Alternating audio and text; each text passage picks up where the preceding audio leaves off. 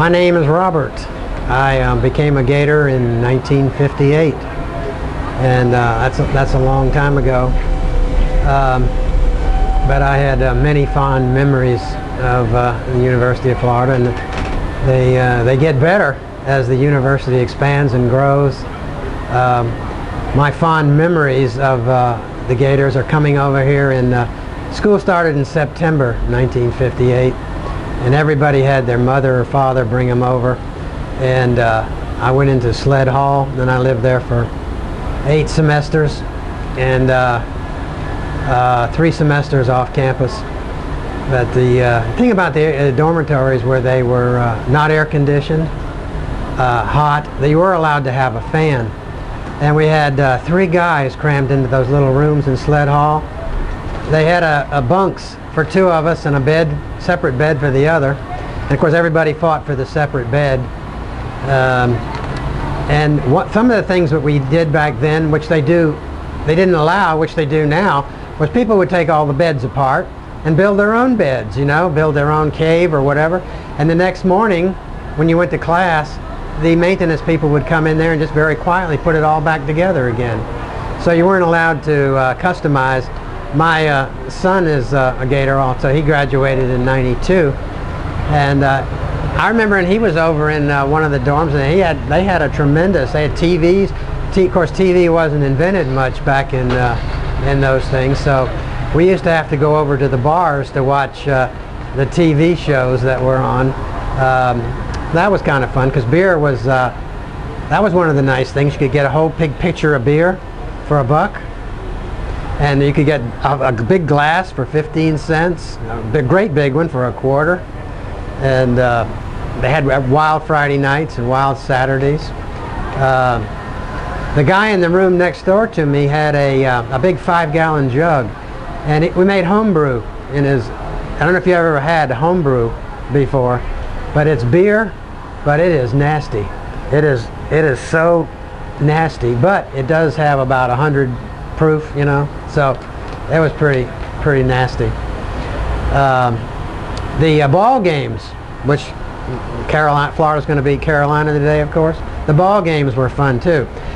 Students, it was free. You didn't even have to pay for a ticket back then. You just came over to the stadium, stood in line, showed your ID, you got a ticket. But the east stands, I guess all the stands then, except for the west side, were just bleachers, metal bleachers. And you could go in there taking, you take a bottle of liquor, fifths, quarts, you know, big liter.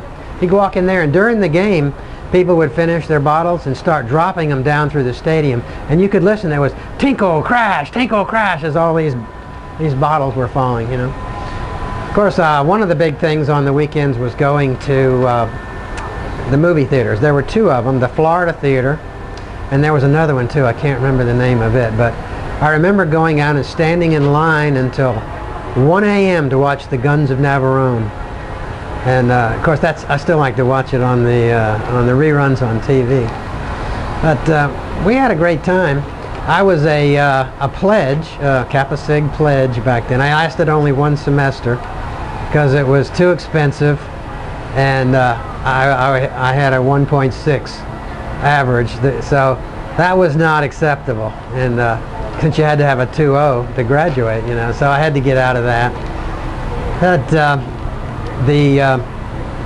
the fun of being a Gator has continued even more since you know, I've gotten older. And coming out here on a day like today and watching all this is really a lot of fun.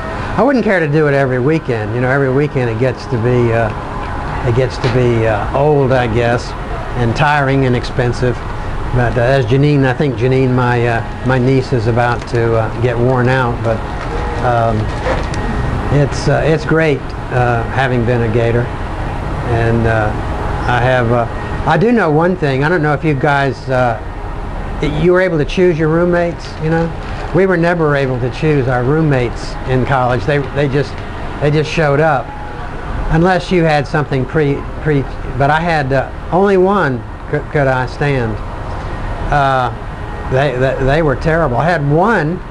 There was a guy from Vietnam who could speak no English. I have no idea how he got in the university because he could speak no English, but The reason we didn't care for him, me and my other roommate, was he would get up at 4 a.m. to brush his teeth every day. And they had a bathroom in the room then. Most dorms don't now, I guess. You have to, and then they had a common bathroom outside in the hallway.